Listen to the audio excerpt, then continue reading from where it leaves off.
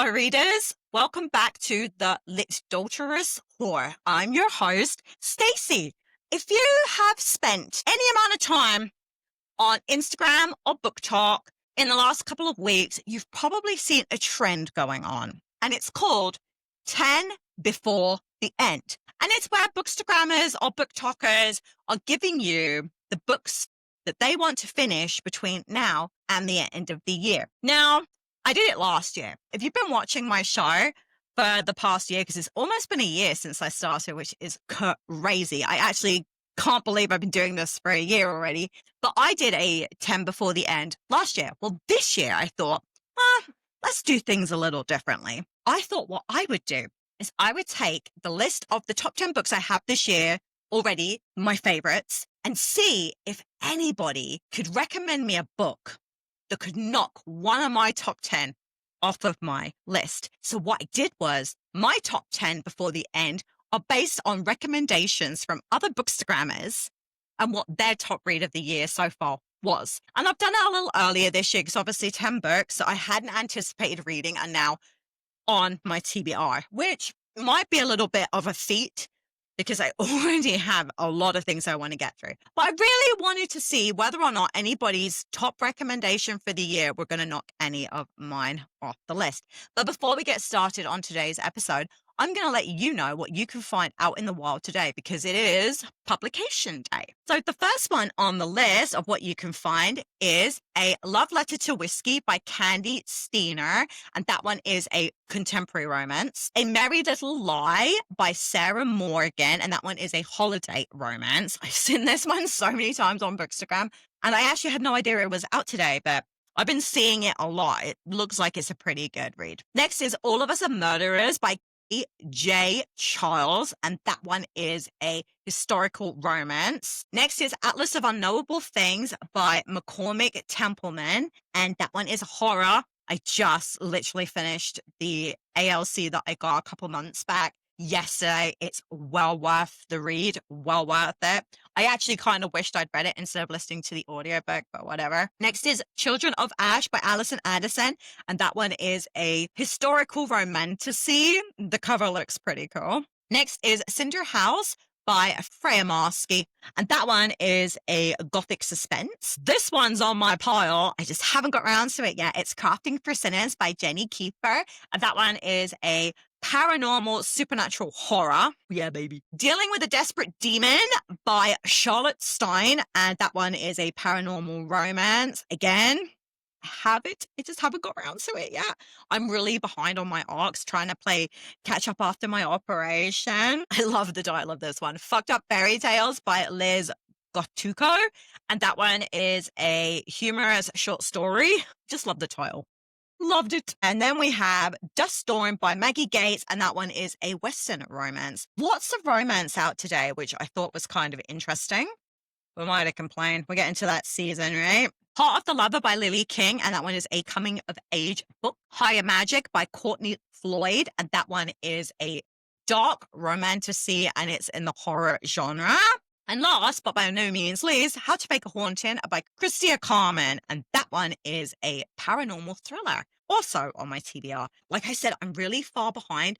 I don't know how it happened because I thought I had everything allocated where they were supposed to go, and I set myself enough time to read them all, but I don't know, I got behind by about a week, and rather than making gains, I've been losing time. I don't know. It's been a week. I can tell you that much. Now, I'm wondering if it's because when I had my operation, I was reading, but not as much, and I'm really behind on reviews. So maybe that's why, because I'm behind on my reviewing. Okay, so what I did was I went to Bookstagram and I put feelers out there to some of my favorite accounts and to accounts that I didn't know so well, asking what their top recommendation for the year so far was. Didn't have to be published in 2025, but just a book that they had read this year, and whether or not I could use their profile on Bookstagram to say that they're the ones that recommended it.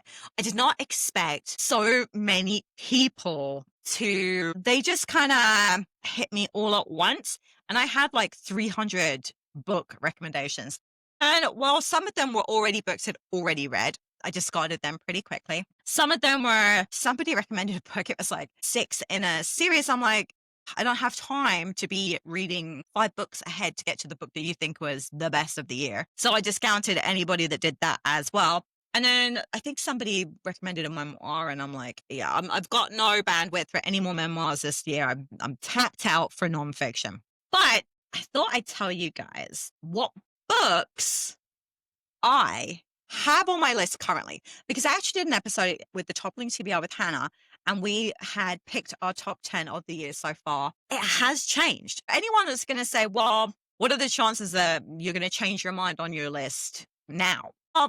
I actually did change my mind on a few of them already from reading from June to now.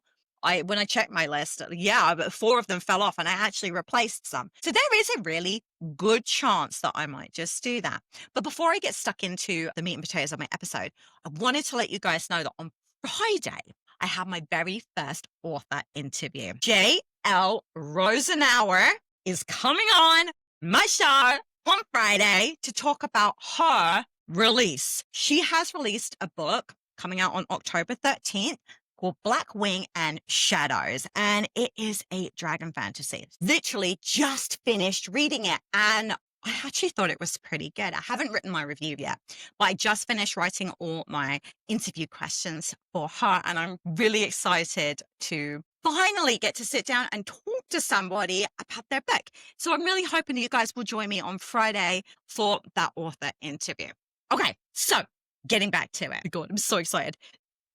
What I have done is I'm going to tell you my top 10 books, and then I'm going to tell you the 10 books I'm going to read between now and the new year and who recommended them. So you can go find their Bookstagram profiles and you can have a look at some of the things they recommend, what kind of posts they have, and, give them a little bit of a shout out because they did me a solid. So the first book of the year that I really enjoyed was The Book Club for Troublesome Women by Marie Bostwick. Okay. So this one was a historical fiction. And it's all about these women, and they start a book club, and they've all come from slightly different walks of life. They've got different things they want to do, different aspirations.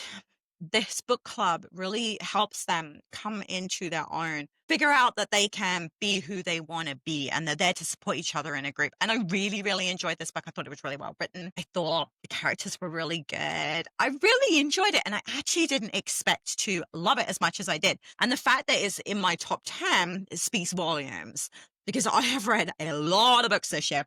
If you look at my Goodreads, you have to understand I've got about 50 reviews to write.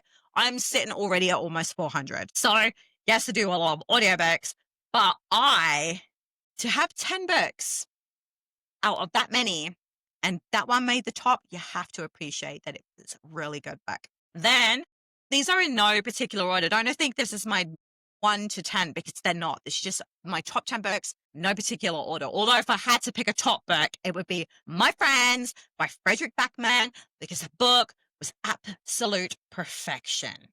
Okay, I'm a big fan. I'm a massive, massive fan. That man knows how to write. And I don't think I've read one of his books yet that I haven't absolutely adored.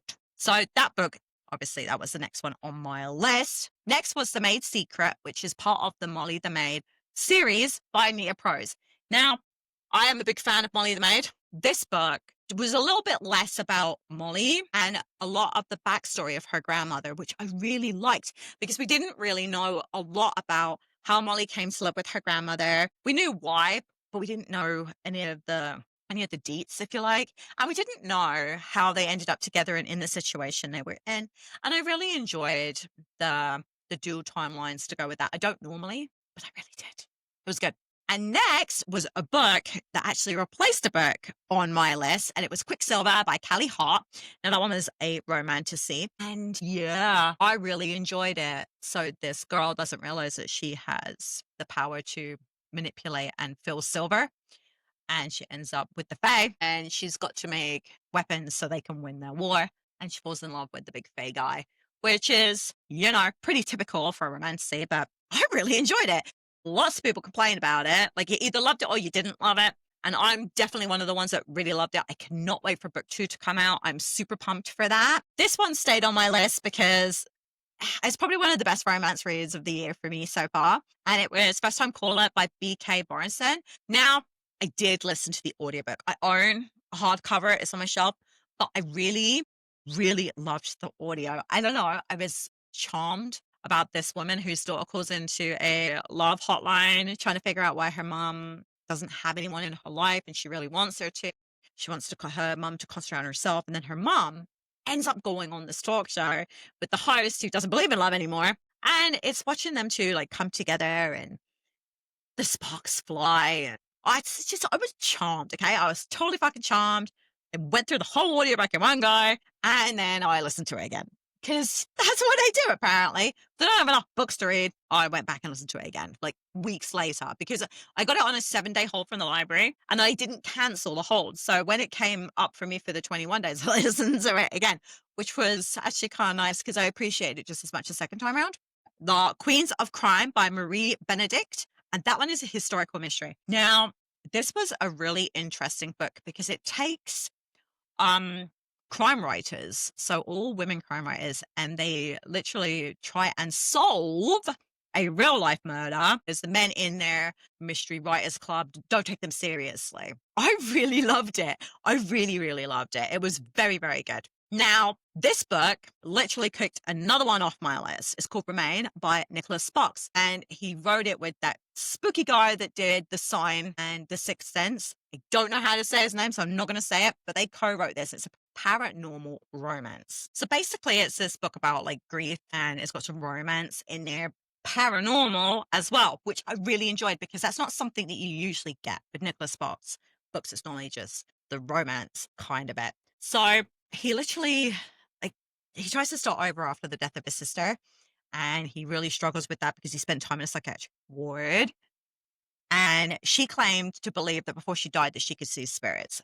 And I'm telling you right now, it was so clever the way the whole story came together. It was really thought-provoking. And I already love Nick Sparks' writing. After my friend JC was like, hey, you ever read Nicholas Sparks? I'm like, no. She was like, dude, you gotta do this. So I did. And I have been an avid fan for a very long time now, thanks to her. This book was a little different from what he normally writes, but it was absolute perfection. I really enjoyed it. It was a 5-star read for me. It was brilliant. And then we have The Fourth Daughter by Lynn Lowell Butler. And that one is a historical fiction. Now, this one, I didn't even remember requesting. And that was really weird for me because normally I remember the books that I ask for. And I'm like, okay, whatever.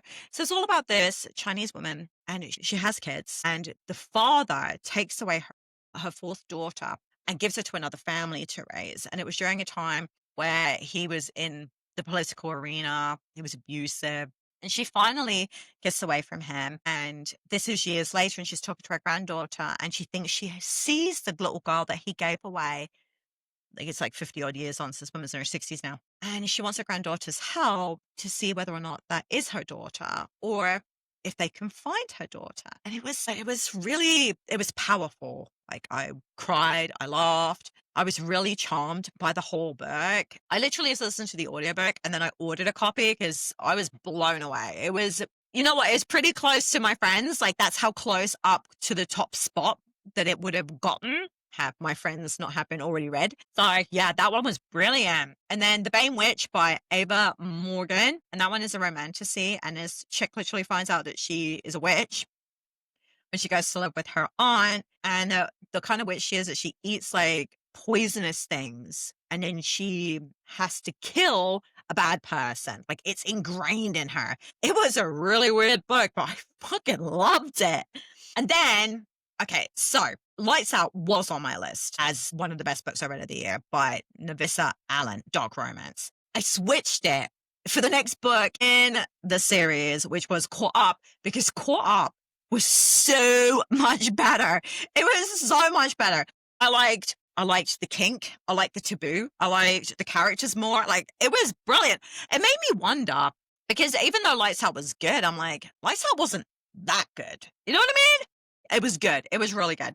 And then I didn't do a series because, I just I don't have time for it, but my top series of the year so far was the Dark Future series by John Mars. So now one Bookstagrammer did do something. I didn't realize it until this morning when I was doing research on the books, and she gave me a book 2 in the series as her favorite. Well, I went and had a look at it because I was going to wipe it and pick something else, but I went and had a look and I'm like, you know what? It's book 2. It sounds like it's my kind of series, so I thought I'd give it a go. So what she picked was Dark Horse by Maggie Rawdon. So in Dark Horse, the main character is like this devil incarnate. He is a cowboy that now is a casino-owning crime boss. And it got 4 stars. And I'm like, okay. And I went back and had a look. And book 1 is called Bull Rush. And it's like, now my should-be ex-husband, Ramsey Stockton, the former pro football star turned felon and hero who left this town and me behind years ago, is at my door offering me a deal with the devil. If I let him stay and play his wife again for 90 days, he'll give me a quiet divorce and his family ranch, the one my inn is on. When I scoff at the idea, he offers $1 million bonus to help my business float through this rough patch, but only if I'm his. Now, I kind of get the feeling that these books are standalones, but I don't want to tempt fate. So I'm going to do both. And this was recommended to me by at JS Romance Book Blog. I absolutely adore their page. They have some really, really amazing content. So if you're looking for new people to follow on Bookstagram, you should definitely have a look at their page. The next book is called The Girls Who Grew Big by Leila Motley. And this book, okay, it's like a literary fiction coming of age book. And from my understanding, it's on Oprah's book club list. I absolutely loved the cover. And I was like, this sounds like something I would definitely read. Adela Woods is 16 years old and pregnant. Her parents banish her from her comfortable upbringing in Indiana to her grandmother's home in the small town of Padua Beach, Florida. When she arrives, Adela meets Emery, who brings her newborn to the high school determined to graduate despite the odds. Simone, mother of 4-year-old twins, weighs her options when she finds herself pregnant again. And the rest of the group, a group of outcast young mums who raise their growing brood in the back of Simone's red truck. I'm not going to read the whole synopsis because I think that's enough. And I'm like, yeah, hell yeah, I'm going to read that. It sounds phenomenal. I'm waiting for my library hold of that. And if I can't get it in time, I think I'm going to buy it because it really does sound like my kind of book. So the Bookstagrammer that recommended this book was at my book it list. And also their page is brilliant. I love their recs. I love following them. They're one of my favorite Bookstagram pages. I don't talk to this person very often. We're in a couple of the similar like book pod chats. We don't chat much, but this book recommendation is one I'm really, really excited for. So the next book is Bidding 13 by Chloe Walsh. Now, this book is part of a series. I've seen it all over Bookstagram, and I was really excited when somebody recommended this one. So just so you're aware, it's part of a series called Boys of Tommen, and it's book 1. Now, this book, dudes, it has almost 500,000 ratings, and it's still sitting at almost 4.5 stars. So that tells you right there just how phenomenally this book is loved. It's a rugby sports romance, not something I would usually read in rugby or sports romance, but I couldn't help myself, okay? Just listen to this synopsis, okay? Just have a little listen. He wants to save her. She wants to hide. She's damaged. He's determined. Fate brought them together. Love binds them. Johnny is a definition of popular. He is an all-star rugby player with loads of friends, which means he should be enjoying the many perks of his life. But what people don't know is that he's been dealing with a painful injury that could halt the magnificent trajectory of his career. This means he has no time for distractions or mistakes, especially not a girlfriend. Shannon has been bullied all her life. She is shy, would rather hide herself away to make it through school. But when she arrives at Tommen College for a fresh start, she meets the notorious Johnny on her first date in a not-so-romantic way. What follows is a complicated friendship that turns into undeniable chemistry. It seems that Shannon won't be able to hold on to the anonymous status she once hoped for, but maybe that's all right. Now, I'm sorry, but this book sounds absolutely phenomenal. And this book was recommended to me by at rombook.com. Again, such a beautiful page. Lots of really good book recommendations. I highly recommend you check the page out. Just so you know, I'm going to put everybody's Bookstagram tags in the caption so you can click on them and go have a look for yourself. But I highly recommend their page. Next is Fix Mary by S.E. Alexander. So this one is a book one. Again, another 4.5-star rating on Goodreads. So it's a dragon fantasy book. I was already hooked from the cover, knowing it is a dragon book, already won me over. Now, this book is about a princess who had everything, a loving family, friends, the entire realm at her tiny fingertips, until it is ripped away from her and she had nothing left. Forced to hide her true identity, forced to keep a promise, forced to endure pain, and punished in her new village. Forced to fight a war she didn't want, torn between duty and her promise. She's far from her old home, and it's now a memory that's meant to be forgotten. Will her secrets be found out before she can escape and uphold her promise, or will the Fae make her waver on her own beliefs? So this is a white shoes fantasy, enemies to lovers, 18 plus romance. And I'm not going to lie, I'm all over that. And that one was recommended to me by @Josh_reading_corners. That's Joss, not Josh.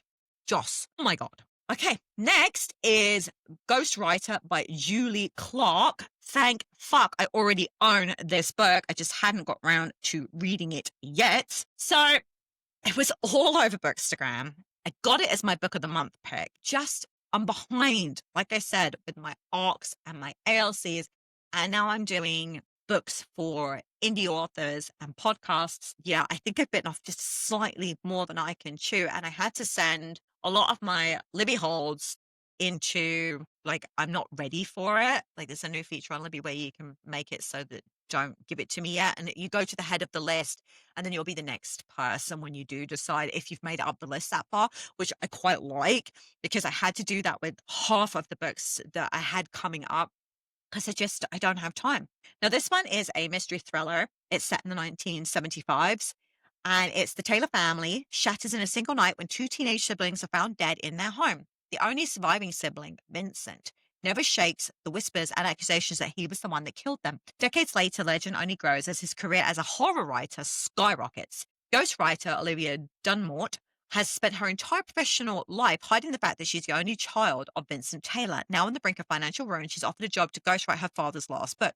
What she doesn't know, though, is that the project is another one of his lies, because it's not another horror novel he wants to write. He's ready to talk about what happened that night in 1975. I'm actually really glad that this Bookstagrammer, her name is @Dr.Bookbabe, so @Dr.Bookbabe, because now I have a reason to bring it up my list. I should have done it anyway, because it does sound absolutely phenomenal, but sometimes I need a little rubber arm twisting. So the next book is Women on Wild Hill by Kristen Milk. And this one is, again, it's another horror fantasy magical realism book. And again, the ratings are really good on it. They're like 4.41 stars. So, okay. This book is about places on Earth where nature's powers gather. Girls raised there are bequeathed strange gifts. A few have powers so dark that they fear to use them. Such a place is Wild Hill on the tip of Long Island. For centuries, the ghosts of a witch murdered by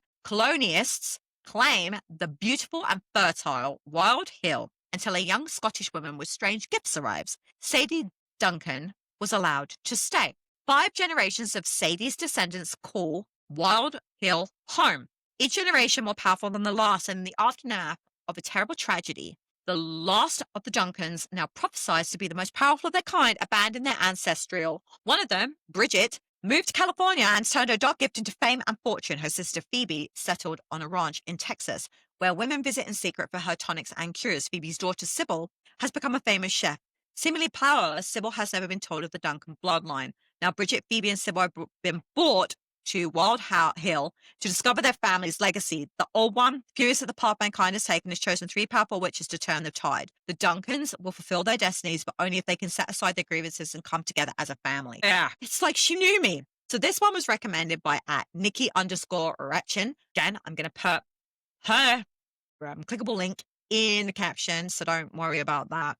Her page is absolutely lovely. Highly recommend. So the next one is The Serpent and the Wings of Night by Carissa Broadbent. Okay, so this, I'm not going to lie, I've had the whole series, well, as much of it as out right now, in my Kindle Unlimited library for a long time. And I just haven't gotten around to it because I've been so busy. So now I have a reason to. So this one is a vampire romantasy series. For humans and vampires, the rules of survival are the same. Never trust, never yield, and always, always guard your heart. The adopted human daughter of the night-born vampire king carved her place in a world designed to kill her. Her only chance to become something more than prey is to enter a legendary tournament held by the goddess of death herself. But winning won't be easy amongst the most vicious warriors from all three vampire houses. To survive, she is forced to make an alliance with a mysterious rival. Everything about him is dangerous. He is a ruthless vampire, an efficient killer, an enemy to her father's crown, but her greatest competition. Yet what terrifies her the most is that she finds herself oddly drawn to him. Oh yeah, that is such a Stacey book. That is not even funny. And that one was recommended by @bookish_Brooke. So @bookishbrooke. Now this next book was actually recommended no more than 8 times. Yeah, 8 times. Like, I was actually really surprised. And I'm not going to list everybody that recommended it because not all of them wanted their names on the podcast. They're a little shy. But I was actually really surprised. So The Bright Years by Sarah Damoff was recommended a lot. It's a historical fiction, which actually really surprised me because I didn't think a lot of bookstagrammers were into it. I was proved very, very wrong. So it's about Ryan and Lillian Bright. They are deeply in love, recently married, and are parents to a baby girl, Georgette. But Lillian has a son she hasn't told Ryan about, and Ryan has an alcohol addiction he hasn't told Lillian about. So Georgette comes of age watching their marriage rise and fall. When a shocking blow shatters their fragile trio, Georgette tries to distance herself from the reminders of her parents. Years later, Lillian's son comes searching for his birth family, so Georgette must return to her roots, unearth her family's history, and decide whether she can open up for them or herself while there's still time. Yeah, that is a total Stacey book. I'm actually really impressed. And that one, because she was happy for me to share her Instagram handle, was @Steph's Reading It. So thank you for that, Steph. Then we have Broken Country by Claire Leslie Hall. So I almost got this book as my book of the month pick a couple months back, and I'm pretty sure it's still available on book of the month. So it's going to go in my book box for this month, I think, as an add-on, because I'm in Canada. $15 for a hardcover is pretty goddamn reasonable and actually sounds like my kind of book. Beth and her gentle, kind husband Frank are happily married, but their relationship relies on the past staying buried. But when Beth's brother-in-law shoots a dog going after their sheep, Beth doesn't realize that the gun shot will alter the course of their lives, for the dog belonged to none other than Gabriel Wolfe, the man Beth loved as a teenager, the man who broke her heart years ago. Gabriel was returned to the village with his young son Leo, a boy who reminds Beth very much of her own son who died in a tragic accident. As Beth is pulled back into Gabriel's life, tensions around the village rise and a dangerous secret and jealousies from the past resurface, this time with deadly consequences. Beth is forced to make a choice between the woman she once was and the woman she has become. Yeah, I kind of wish that I'd already bought this book, but whatevs. I'm going to put it in my box today, I think, and have it as an add-on. And @Elise's Epilogues was the one who recommended that book, and they always have really good recs. Like, they are on top of it. I'm excited to get to that one. And last, but by no means least, is Blood Over Brighthaven by M.L. Wang. I've had this book on my Libby for months because it was recommended to me by none other than Hannah. So her Instagram handle is @theToppling_TBR_Hannah. So this one I'm doing for her because she thinks it will hit my top 10. One of the books she recommended did not, and that was The Night and the Moth. Didn't hit my top 10. She thought it would because it's on hers, but it just wasn't my thing. But this one has really good ratings. An orphan since the age of 4, she has always had more to prove than her fellow students. For 20 years, she's devoted every waking moment to the study of magic, fueled by the mad desire to achieve the impossible, to be the first woman ever admitted to the high magistracy. When she claws her way up the ranks to become a high mage, however, she finds that her challenges have just begun. Her new colleagues will stop at nothing to let her know she's unwelcome, beginning with giving her a janitor instead of a qualified lab assistant. Workers. What neither her nor her peers realized that her tactone assistant was much more than just a janitor before he mopped floors for the mages. He was a nomadic hunter from beyond the magical barrier. 10 years have passed since he survived the perilous crossing that killed his family. But working for a high mage, he sees the opportunity to understand that the forces that decimated his tribe drive him from his homeland and keep the tyrannish in power. Woo!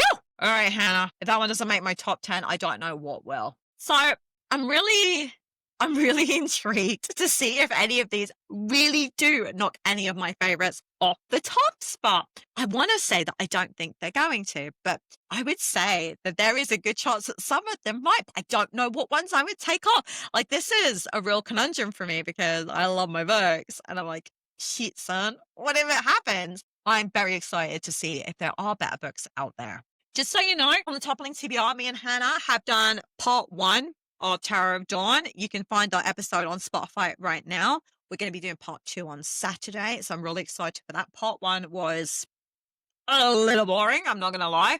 To go so far, over 300 pages, and Chaos still not walking out was a bit kifey, but whatever. Part 2 is really heating up, so I'm really excited to share my thoughts and feelings with you on Saturday for that. Another thing, I'm collecting so many beautiful books now. When I first moved to Canada, I didn't have any books. All my books were back in the UK.